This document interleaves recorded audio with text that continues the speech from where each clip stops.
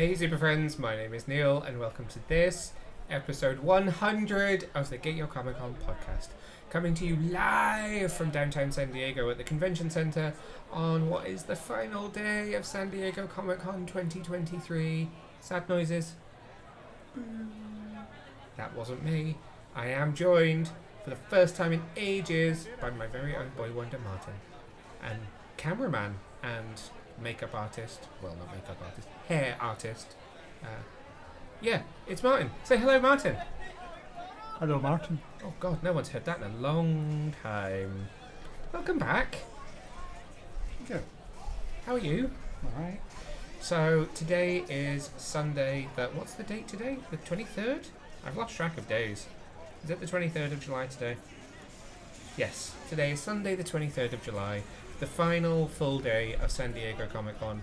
I am tired. I am losing my voice. I don't know how many interviews I've done. I don't know where I am. I don't really know what my name is anymore. But we're here and it's our 100th episode. So we have a couple of interviews which we're going to play during this, and we're going to talk you through some of our experiences from this weekend at San Diego Comic Con. Hang on. Whoa. So not only is it our 100th episode, but it's also our 10th anniversary of Get Your Comic Con as well. So, you know, celebrations all round. So, going to share some memories and lament the fact that this wonderful convention is coming to an end. You're going to hear interviews with some of the crew from Justice League Warworld. So there's director Jeff Wamester, writers Ernie Altbacker and Jeremy Adams, plus producers Butch, Lukic and the legendary Jim Krieg, who has been a producer on DC animation for, I'm going to say, decades now. And we're also going to hear from the creative team behind DC's Titans. It was one of the last interviews that I did up in the DC booth. So we've got writer Tom Taylor and artist Nicola Scott. You will know Tom, obviously, as the mastermind behind Dark Knights of Steel, Deceased, Nightwing, for which he just won an absolute ton of Eisner Awards the night before we recorded the interview. And Nicola is the legendary artist who has drawn some wonderful anniversary images for Dick Grayson, for Batman, for Wonder Woman. You will know her art very, very well, and it was wonderful to talk to her. But first, Boy Wonder, as you have returned to this podcast after a year of podcasting? No, after a year of PhDing, what has been your highlight of San Diego Comic Con 2023? Have you enjoyed fluffing my hair for every interview? Putting little marks on the ground to tell me where to stand? Have you had a good time? Well, it's just like another day, really, isn't it? It's just life. What, organising me? Yeah. Thanks. So what's been your highlight? What's been your highlight of convention floor? Start there. I don't know. DC booth is always a highlight. Got all the merch you wanted? Got all the merch we wanted. Spent a lot of time in the box. Yeah. If you so by the box, he means the ginormous DC Multiverse McFarlane Toys kind of life-size box that you can stand in, where if you've been watching our coverage that we're also doing a takeover of at DC UK Official, you will have seen me standing in the box. Don't worry, there'll be plenty of pictures on social media. Okay, so DC booth has been your favourite one on the floor. What has been your favourite panel that you've seen this weekend? Must be Star Trek. I thought you would say that, so we are going to talk about that in a little bit more detail in just a minute. Gotten into Hall H for the first time ever. How has that been? It was an experience. What did you think of Hall H now that you've finally been in it after 10 years? I thought it would be bigger. Really? Yeah. It's huge. It's like an arena. It's a bit awkward shape, though. It is weirdly. It's like a pyramid. On its side. Yeah. Yes. It's just a bit of an awkward shape. Okay, fair enough. And what has been your favourite interview that you have filmed now that you're a cameraman? Probably Tom Taylor. Well done on saying Taylor, not King. At one point this weekend, we were due to be interviewing Tom King as well as Tom Taylor, not together. So there was a period of time where I was very worried about getting the wrong Tom, but actually we didn't end up getting to chat to Tom King. Plans moved around. So we only spoke to Taylor, and you will notice from that video, which you can watch over on YouTube, that I didn't do a I'm here with, just in case I said the wrong name. I thought rather than put myself in danger, I would just avoid it altogether. Why that one? Because he's the writer on Nightwing? Yeah, and he's a good guy. It's when he's eyes nurse. He's He was lovely, and Nicola was lovely as well. A pair of Aussies. First of all, congratulations. Thank you. Insane, right? I know. Yeah. So we were, Stunned. we were over in the screening panel for Justice League Warworld, and I was watching the results coming out on my phone. Yeah. Okay, the cover has won, and then I saw it after the film. I was like, yes! Oh my god, you won! Yes. Congratulations. Thank you so much. How does it feel? Oh, it was ridiculous. It was so unexpected because I don't know if you heard the story, but Tom King, when I sat down at the Eisners, he'd found out, like, with a certainty that Chip Zdarsky had won this Eisner. Somehow he had inside information. So he told me, he's like, hey man, so you're not disappointed for later, I just want to let you know that, Chip wins. Sorry. I'm like, oh cool, yeah. And then it turns out that, like, there was a cross-wire and Chip had won Best New Series for Public Domain, which is a fantastic book. Such a great book. Chip sent that to me ages ago. I'm like, oh, you bastard. Such a great book. Yeah, so I just didn't know I was in. So I ended up grabbing Tom. As I took him up for my acceptance speech and just abused him as the beginning of that speech because I had no idea what I was going to say because I hadn't planned anything because I knew I'd lost. Yeah. So it was. Yeah, everything was very spontaneous up on that stage because I was genuinely stunned. And Jess Chan, who's leaving comics, unfortunately, because somebody's paying her much more.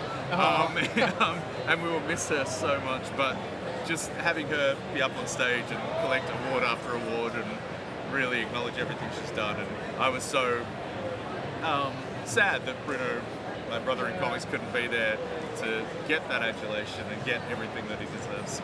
And it's been the last couple of years for Nightwing in general has just been insane. Yeah. Like both of us are diehard Nightwing fans, as Good. it is. As you should be. But I feel like in the time you've been shepherding this character, he has just become the centre of the DCU. Yeah. As he should be. As he should. Yeah. Agreed. Yeah. How does that feel to have been part of this and seeing how much fans love what you've done with him, just issue after issue? I don't know because sometimes I check in on Twitter and apparently it's the worst comic in the world. Ignore them. Yeah. Ignore them. What do they know? We do. Yeah. As you should. Look, it's great because it was also our mission statement from the beginning. Like when I pitched this book to begin with, I said, Nightwing is an A-lister. We need to remind people of that. What Bruno and I want to do is put him back on the pedestal he deserves to be. Yeah. We want to make him the center of the DC universe. We want people to understand why he's so important and have his part and his good-natured and the idea that he just wants to help spread across the DC universe, and it really has. Leading up to, Titans and leading a whole new the new premier superhero team of the DC universe. Yeah, it brings me on perfectly to it. Thanks, I was trying to create a link for you. Yeah, seamless, right? So long as we don't oddly stop and acknowledge it. Yeah. So you have this amazing moment in that Bruce where it's like, there is no Justice League, take on this team, and then you come out of Dark Crisis, there is no Justice League, the Titans are now there, they are the central team of the DCU. What does that mean for them as characters? I just think, Nicola does this better. Ask Nicola, what does this mean? What does this mean for the Titans? Yeah. Jesus Christ. Yeah. Say the question again. Everyone loves the Titans. Let's be completely honest, they are amazing. We've all grown up with them in some respect, be it cartoons, be it the Titans TV show. Now here they are in comics, this central team. Yeah. What does that mean for them as characters? Well, I think you just said it in the question. The fact that we have all, regardless of how old you are, at some point we've grown up with them. Because they've been around for so long and they have just sort of had that age sort of growth that we all sort of feel nostalgic about at some point in time. Whether it be from the 80s comics, from the 60s comics, from like the TV show or the cartoons, we've all had an influence from them in our lives. And so to sort of find ourselves being able to play with them as adults, taking the responsibility that they've been sort of working towards their whole life. Their whole lives have been training to take over. And here they are sort of getting that responsibility and taking it in their stride. It's not that much of a shock to them because they're ready. They're ready and willing to go. And their dynamic is so balanced because they grew up together. Yes. That there isn't this sort of unnecessary need for conflict. Yeah. They're not sort of like different people coming together to form a super team. Yeah. They're a super team. Yeah. And the nature of their upbringing has made them a family. Absolutely, yeah. I don't want to diss the Justice League while we're in the DC news, but I do feel like when you have the Titans, they are a family. And as you just said, they've grown up together. And you said it perfectly, you know, they're not a group of superpowered people who've just been thrown together because the world needs them. And I think that really shines in, I mean, I've never already 2 issues in, but that really shines through in the story that we've got. But I wanted to ask you about kind of drawing that, where you're not just doing the big super team, you have this family and this connection between them. How is that drawing that and bringing that to life? Because it feels to me more warm and emotional than maybe the big blockbuster super team kind of thing. Well, a little bit of that was sort of like my style choice, art-wise, of how to approach the book. I said to Brittany, our editor, right at the beginning, do you want this to sort of artistically have like an Earth 2 flavor or like a Wonder Woman flavor in terms of my art? Yeah. Because I will try to adapt the finishing of my art to the book.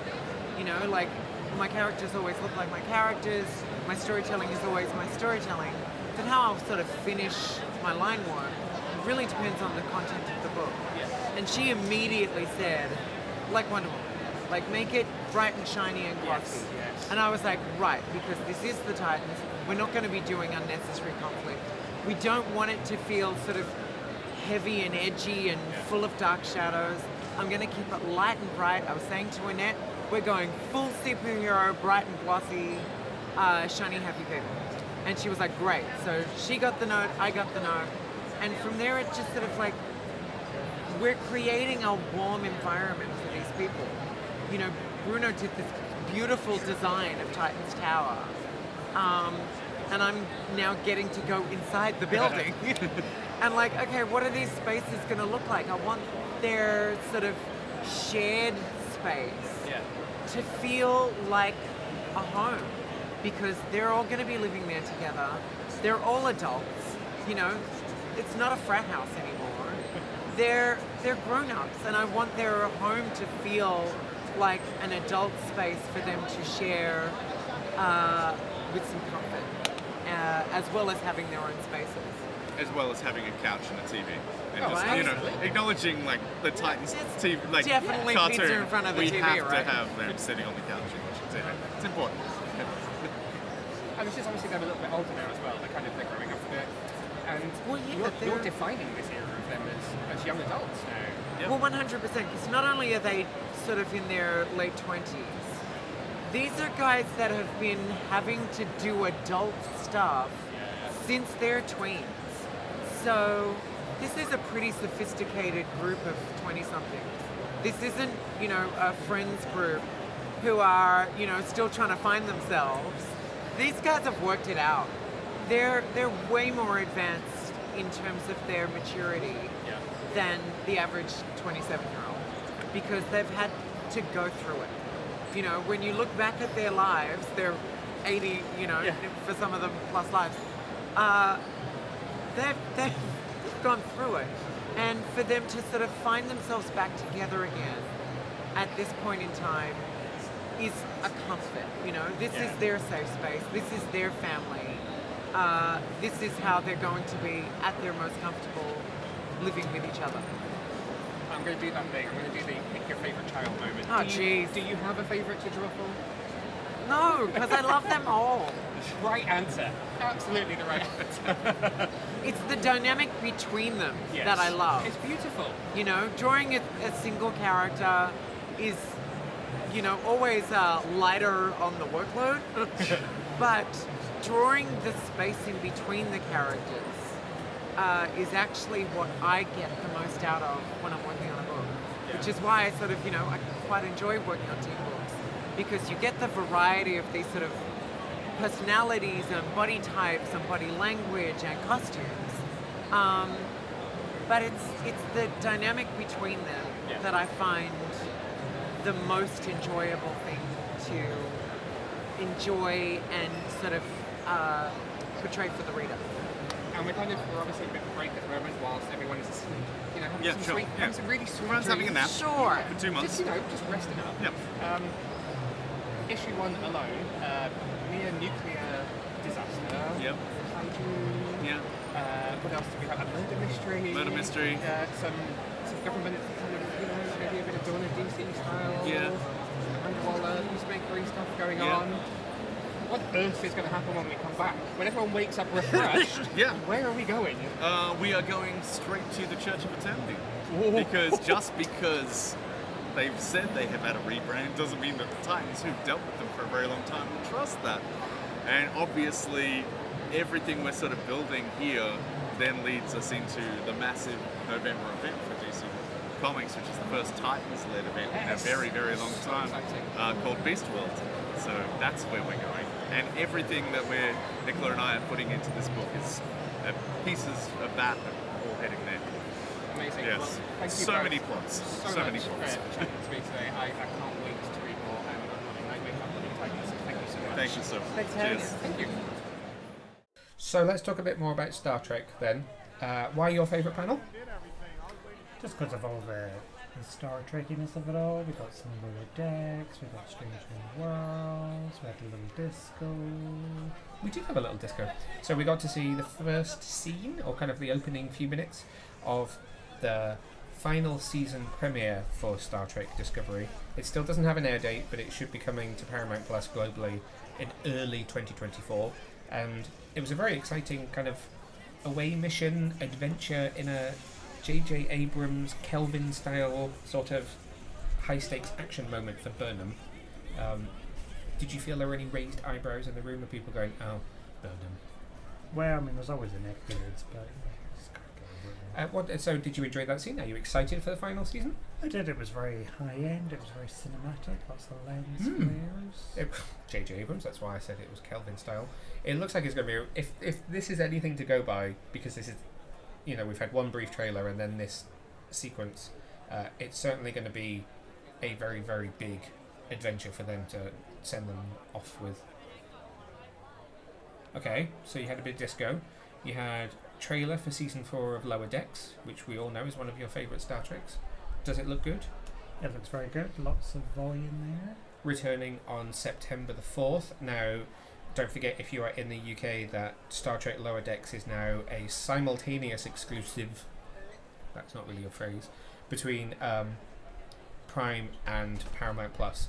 So you will have new episodes airing the same day as they do in the States, and it will be on both Prime and Paramount Plus in the UK. The rest of the world will, you need to check local listings, but obviously in most countries it will just be on Paramount Plus.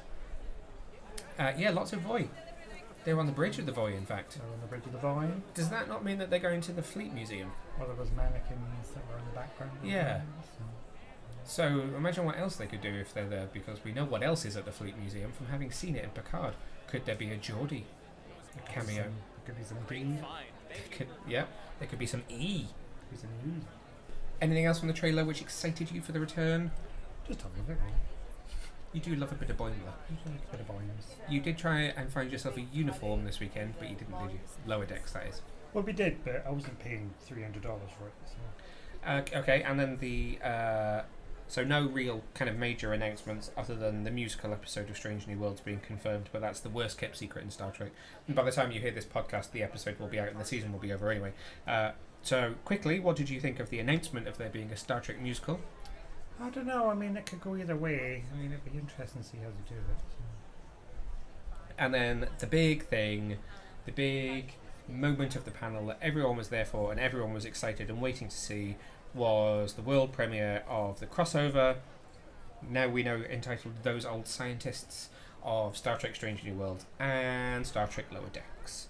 with the announcement that it would actually be streaming early on Paramount Plus. So we had a new episode on Thursday. So at the beginning of the con, there was a new episode, and we weren't due to see the we weren't due to see the crossover until next Thursday, which is 27th. But they've announced that they're dropping it early. So basically, as soon as the panel finished yesterday for us in Hall H, the episode was available to stream online. What did you think of the crossover? It was alright. Really? No. You only thought it was alright. Did you love every second of it? Yes. I saw you laughing your little socks off there. I laughed, I cried. Did you? No. There's something you say. So you really enjoyed it. It lived up to it. It managed to get over the fact that it was crossing over a live action show with animation. Yeah. I was worried how they're going to do it. Is it going to be like a Roger Rabbit type thing? I But don't think that would have worked at all. they did it very well. They definitely did. What was your favourite moment? My guess for your favourite moment is Riker. No. Oh, was it the scream? I liked the screen, but I liked how many of these on the run as well. Because that's how you run. Or run. Yes, it is. It's not possible. I've tried. Well, it is possible because he did it. Jack Quaid did it on set. I have to ask what his method is. Of course, the sad part, to a certain degree, is that there are no actors who are here this weekend because they are quite rightly out on the picket lines alongside the writers, striking for a fairer deal and for fairer pay, which I completely stand with. And it's been interesting to have seen some of that whilst we were in LA before we came down here to San Diego. How I suppose we've been to a few panels that this can kind of impact on, but particularly maybe Star Trek being the biggest one, Star Trek and Ninja Turtles. How have you felt the lack of writers and actors at this convention? It's a funny one because it's putting the comic back in Comic Con. So as Jim Lee told us, it's put the comic back in Comic Con. It's been very nice. That's a no. I think the Star Trek panel would have been it was obviously incredibly exciting for what we got to see, but I guess it would have been even more kind of mind-bogglingly awesome if each of those casts have been wheeled out to do all those things first. Like to have seen maybe Sonequa Martin Green talk us through the scene before showing it, to have had the Lower Decks cast there, to have introduced the trailer, and then to have sat down maybe and had some of the Strange New Worlds cast and the Lower Decks cast talking about the crossover would have been nice. Would have been awesome to have watched. But firstly, I agree with the reasons why they're not there. But I know there are people who said it ruined their experience of the this whole thing so far. Well, I say so far. There's all of an hour left until the doors close. There are people who have really missed them, and then there are others who I think have not missed it so much. I think I've been too busy and too anxious of everything else that I've done this weekend to have even thought about it. But I do think you're right. I think it's really nice to have had a Comic-Con that was really heavily focused on comics. What are your highlights then? Give us your floor, your panel, and your interview highlights. Floor highlight. I enjoyed whooping your ass at DC Dual Force today. Oh yeah. So I did mention this briefly in one of the other episodes that I've recorded while we've been here this weekend, but DC Dual Force is a new game which is currently in beta testing on PC only, which is basically Cryptozoic's DC deck builder game, but online. And you can play solo through kind of a campaign, or you can play against other characters. So we both played through the 3 or 4 missions that they had set up on the laptops in the Dual Force stand, and then they asked if we wanted to do a versus match, and I whooped you. But to be fair, you had the man giving you heavy directions. That was slightly frustrating me because I knew you were going to say that, but I was doing quite well by myself. Well, I did quite well at Mario Kart. So. Ooh, you had to take it to a Mario Kart place. So we went to Universal Studios before we came to San Diego, and yes, we queued for 3 hours to get on the Mario Kart ride, and Martin won for our entire car. Not just beating me, you beat everyone in the car. Very frustrating. At the game, not physically. Yes. So yeah, I think DC Dual Force was really, really good fun. There's been a lot of big highlights on the show floor, should I say. The Star Trek Strange New Worlds stand, which I didn't get to do the photo op, but seeing the costumes was really cool. seeing Sholo Mariduena's costume and Jason Momoa's costumes at the DC booth, very cool. I think the show floor has been really exciting this year, which is amazing. But I think, yeah, it has to go to DC. My panel highlight. That's a tough one. Ninja Turtles was fun. Really cool to see 20 minutes from Mutant Mayhem and to have had the invite from Paramount to sit in the studio seats was really nice, was really fun, and meant that we got to skip the queue to get to Hall H for the first time. But I thought that was a really cool panel. It was amazing to see Kevin Eastman as one of the creators of the Ninja Turtles. I'm trying to think which of the DC panels has been my favourite, because again, we've spent so much time doing interviews with DC because we were also doing the DC takeover that they're most of the panels that we've been to this weekend. I thought the Gotham panel was really cool. I'm really looking forward to Raphael Grampa's Batman Gargoyle of Gotham. Again, you can go back to a previous episode that I've recorded this weekend whilst we've been here, and you can listen to my interview with Raphael, or you can check it out over on YouTube. But playing that trailer was really cool, watching that for the first time on a big screen. It's been fun. It's difficult to pick. It's all sort of blowing into one slightly. And I'm sad that it's over. And my interview highlight, do you know what? I thought my interview highlight would be Tom Taylor, because I was really excited to talk to him. I was quite nervous to talk to him. I was really excited to talk to Nicola Scott because I love her artwork. But I'm actually going to say Nicole Maines, because I was really nervous to talk to her, just because, like with Tom Taylor, I met him briefly at Forbidden Planet in London when he came and did a DC signing. But there's kind of an ease when you're talking to writers and artists, because I guess they're not people that you necessarily see their face every day. Like, I might see him in my Twitter timeline scroll by, but I just think he's an awesome writer. I don't think of him as big famous celebrity, whereas Nicole Maines, I've seen every episode of Supergirl, and obviously she's in it, and it's quite a force of nature, so I was quite anxious, and she was so sweet and so lovely and very chatty. Very chatty. And not just with me, because I was the interviewer. She was chatty with everyone that was up in the DC booth, up in that little lounge as we were there. She was talking to you while I was talking to one of the PR guys, while he was making sure I wasn't going to ask about the strike, which I was already saying to her I was not going to do. But she chatted with you, and you can listen to my interview with her in one of the previous episodes, and you can check it out over on YouTube. But there was a whole bunch of stuff that we didn't shoot from when I was talking to her before, and after for ages. She was just lovely.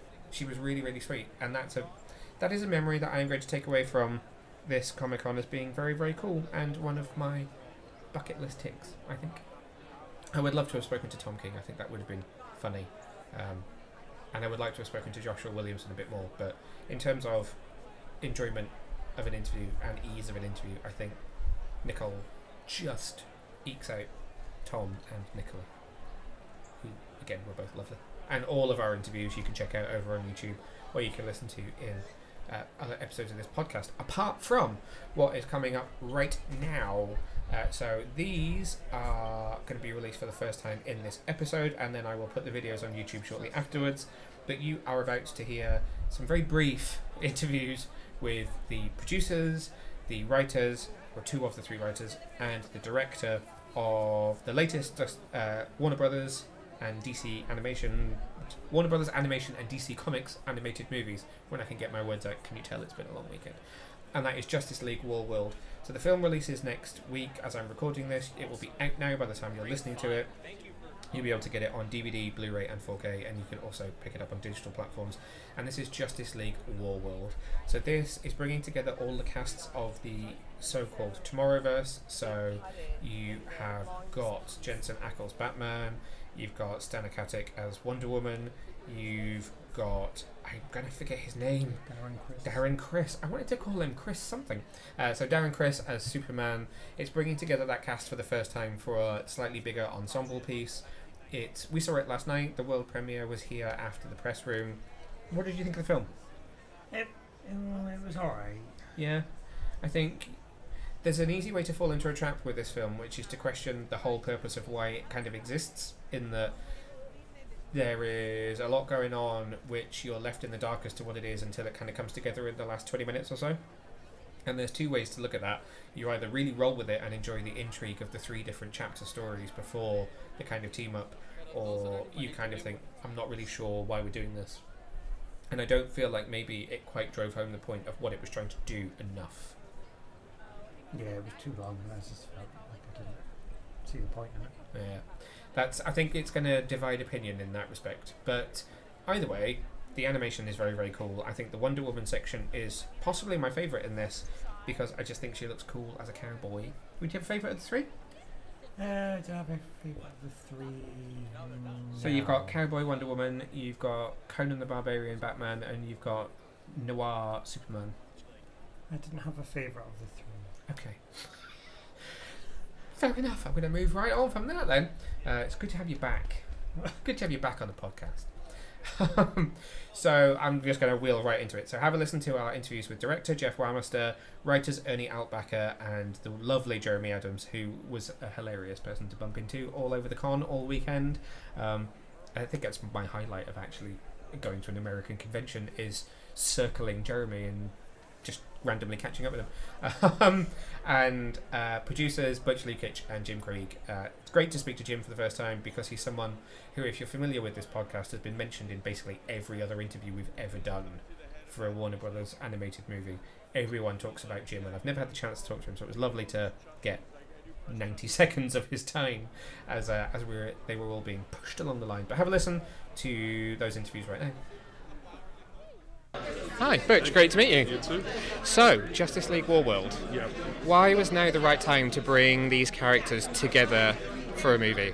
Well, I mean, we've been building it up for the last 5-6 movies, and we're at this stage now where things are going to come to a head from the start of this movie into the next few movies, and basically we need to get the Justice League involved.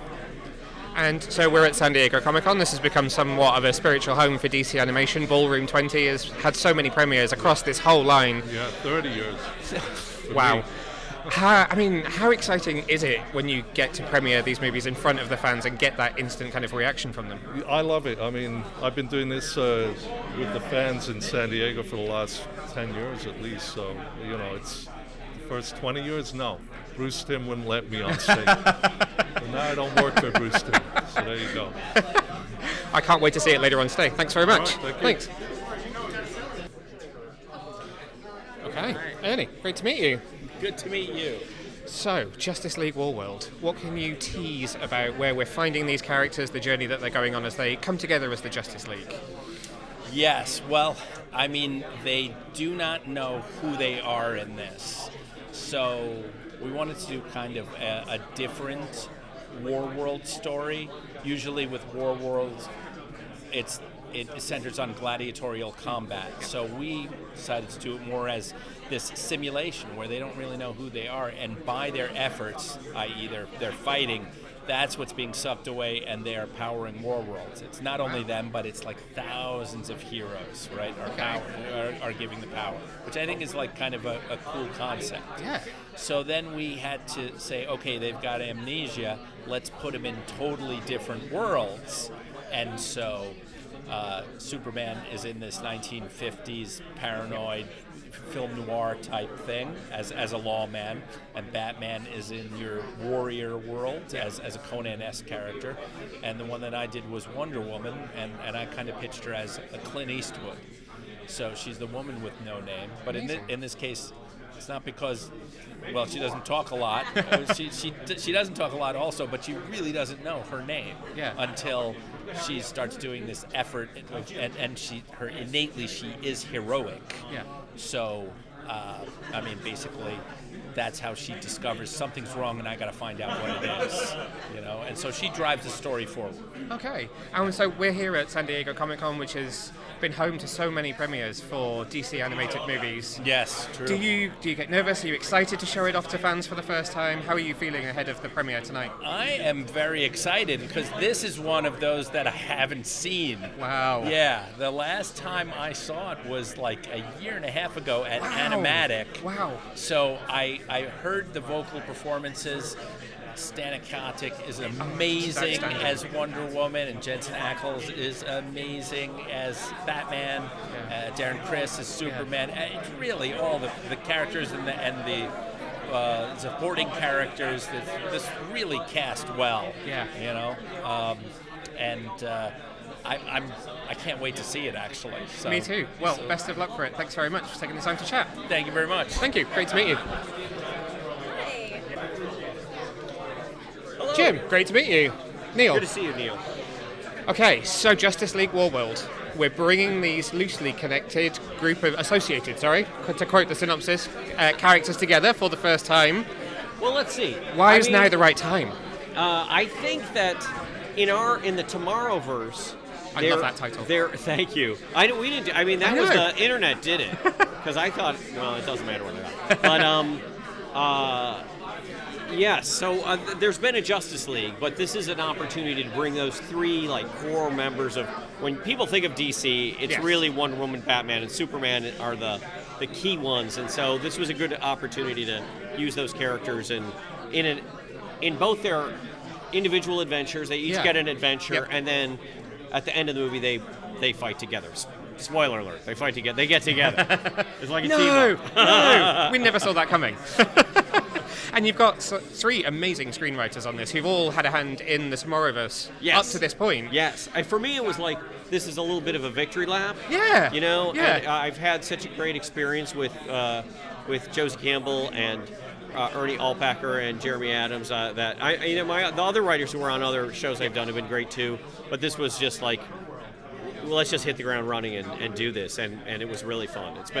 I hope it's as fun to watch as it was to me. I'm excited to see it tonight. Are you looking forward to the premiere? Are you nervous? It depends. It depends on what they tweet tomorrow. then I will let you know. Well, best of luck. Thank you very much. Thank you. Great to meet you. Hi. Thank you so much. Jeff, great to meet you. Hey, Neil. nice to meet you. Nice to meet you. So, we have three screenwriters, three characters, three very different stories. What can you tease about the kind of stylistic approach that you've taken to Justice League Warworld? So, we had to mix three different tones into one movie. So we have a good, the bad, and the ugly. We have a Conan kind of thing, and we have a Twilight Zone / 50s noir. So, I'm sorry, what was your question again? I lost my track. So just kind of stylistic approach to it. Okay. So, stylistic approach. I think when we walked into this, and as Butch had put it, is like we're trying to take three different movies and put them into one on movies that we've never done before at DC or really gotten a chance to sink our teeth into. Yeah. And so when we walked into that, we talked about it and we're like, okay, what inspires this? What inspires this? And what inspires this? And usually when we walk into movies like this, we're like, what's our inspiration? Is it a couple of movies? Is it kind of like this? Is it kind of like that? And then we just pull from them as we go on. This was challenging in that we got to do three different movies. Yeah. It also made for a lot less sleep. And obviously we're at Comic-Con and you are premiering the film tonight in Ballroom 20. Are you excited? Are you nervous to show it off to fans for the first time? I'm excited because I get a lot of energy from being able to watch people react because we're sitting here, we kind of sit in an office, some random place. Yeah. You don't have an audience sitting behind you while you're sitting there at a Cintiq. There's no one. Yeah. And then you just see movies come out and you kind of hear a couple of things online and then it goes by. But it's one of those things where one of those rare chances where you get to sit down and actually feel the audience. Yeah. I find it very exciting and invigorating. It keeps me going for at least a year. So Amazing. It's good, yeah. I can't wait to see it, so best of luck with it. Great. Thanks Thank very much. you so much. I Thanks. appreciate that. Thanks. We're also doing some promo for Warner Brothers UK back home in London. Would you just do a quick shout out? Just hi, I'm Jeff, director of Justice League Warworld. Oh, so you want to just tell me who I am? Just a shout out. Grab the movie when it comes out next week, kind of thing. Thank you. Jeff Wamester. I'm the director of Warworld. Comes out on July 25th. Go get it. Thanks. Perfect. Thank you very much. Thanks. Great to meet you. Yeah. Have the press passes all down. Amazing. Thank you. You know what I'm saying? Hi. Neil. It's been so long. Great to meet you. So you too. Yeah. Okay, so Speed round. Yeah, it is. Just do three together. Just do three together. You're putting Jensen Ackles through the ringer on this one with a Conan the Barbarian Batman. He deserves it. Tell us about it. So the section that I did, or the overarching everything. Give me your section. Give me the goss. The goss.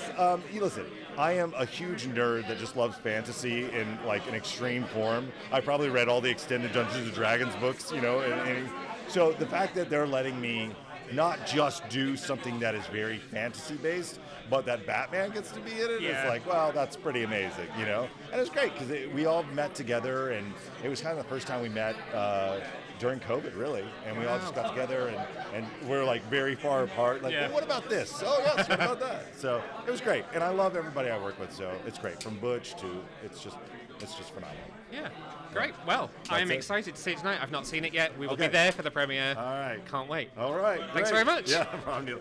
Great to see you, brother. You too. All right. And a big thank you to Warner Brothers for agreeing to allow us, sounds strange, into the press room. It was very, very hectic, and that's why the interviews were quite short. It was much more highly pressured than I think it was for us when we did the one at New York Comic Con. Not Man of Tomorrow. Super Sons, thank you. Superman, Batman, Superman, Super Sons. That was a much less highly pressured room, I felt like. I feel like I was a bit more prepared. I was owning the space this time. You were definitely owning the space this time. So I had a little piece of tape on the floor in front of me that I was told off if my foot went anywhere further over it. I feel like this weekend I've heard a lot of, get away from the camera! Stop leaning forwards! Do you know what it is? You just got this obsession to lean into the camera. It's not 3D. Sorry. So, just to reiterate, Justice League Warworld, by the time you're listening to this, will be available on DVD and Blu-ray and also on digital platforms. And we got a special announcement at the end of the screening as to what's coming next. So normally they would announce 4 films for the following year. They have only announced 2. I don't know if that means that there are only 2 films releasing in 2024, or if this was just a beginning announcement. Both of these films could easily be 2 parts each, so maybe these are the 4 films and we just don't know it yet. But we had confirmation of, firstly, Crisis. I thought you were going to say Watchmen and I get to say Crisis. So there is a new animated adaptation of Watchmen and also an adaptation of Justice League Crisis on Infinite Earths.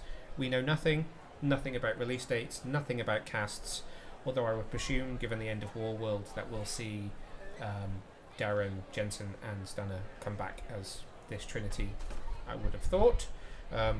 No word on who is writing, appearing in Watchmen, but that should be interesting to see how that turns out.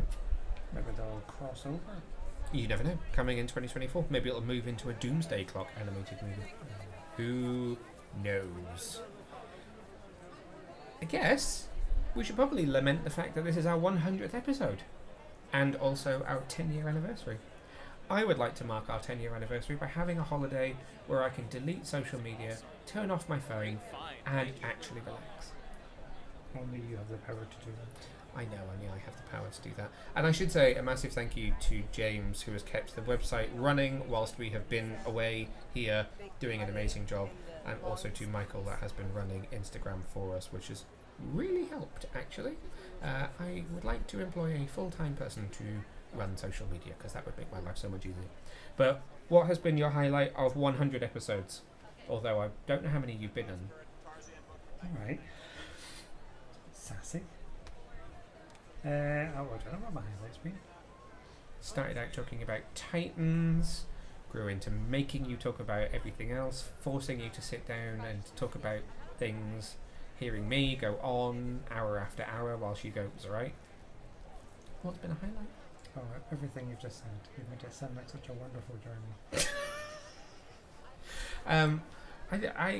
I think for me it has to be all of the wonderful people that I've gotten to interview. So I know we just joked about it, but it has genuinely been wonderful to speak to Jeremy Adams so many times, and I would just like to bring him on once every few months, just for the sake of both annoying him and getting to talk to him, because he's such a lovely guy. And also I think it's been really nice to get to know some of the PR kind of folk who offer us these wonderful opportunities. So like Gary, for instance, the wonderful Gary, formerly of Warner Brothers Animation, who has been the moderator on so many of my interviews. It's been a great pleasure to be able to get to know him a bit through loads of phone calls over the last few years, and then now to be able to go to a convention like this and be in this convention centre and bump into these people and actually have them not just know who I am but want to talk to me is really, really nice, actually. And for the sake of, you know, everything else that comes with doing this, like, ignore the followers, ignore the freebies and stuff. Just being able to chat to people whose work that I really admire is amazing. Yeah, it's quite nice. And it's a different. It's a very different Don't world. get emotional. For me. I'm not emotional, just young. Oh. It's a different world for me, so it's nice to have a different perspective on life. Yes. And that one time I got to interview Matt Ryan. Oh yeah, surely that's your highlight. Talking to Matt Ryan. It's very bizarre. Never did what I find out about that fight in the street that was happening at the same time. No. Interesting. It's been quite a wild ride across 100 episodes. We will. Who knows what will happen in the next 100? You might not be around for very many of them, thanks to that PhD. Wider thinking. I know you don't do anything for the website. You support financially and morally, but what do you have a highlight of this 10-year journey that I forced you on? Just everything I've already said. You enjoy a good screening? I don't mind them every now and then. To be honest, I don't know what I would even say that my highlight is. I can't believe it's been 10 years. 10 years since sitting in a bumper car on the South Bank with my very good friend Darren, who, as she will often remind me, is the one that came up with the name. And this is where we are now. I genuinely don't know what my highlight would be after 10 years. I mean, I've met Batmans, I've spoken to Batmans, I've had quotes on a movie with Michael Keaton in it. That's got to be a major highlight. But I've also spoken to casts from Star Trek, and that's insane. I spoke to 7 of 9 this year. You were in a room with Captain Pike. I was in a room with Captain Pike this year, and he did have impeccable hair. Would have liked to have been in a room with Boimler, but we're not, you know, strike dependent. We're not there yet. I think this is a podcast is rated for that kind of talk.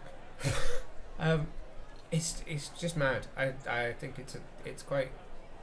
There's going to be a moment if I do get to have a holiday this year where I'm not working, where it'll probably suddenly hit me. But I think it's just been amazing to make some really amazing lifelong friends and experience things that a lot of people will never get to experience in their lives, and a lot of people unfortunately take for granted, but I do not.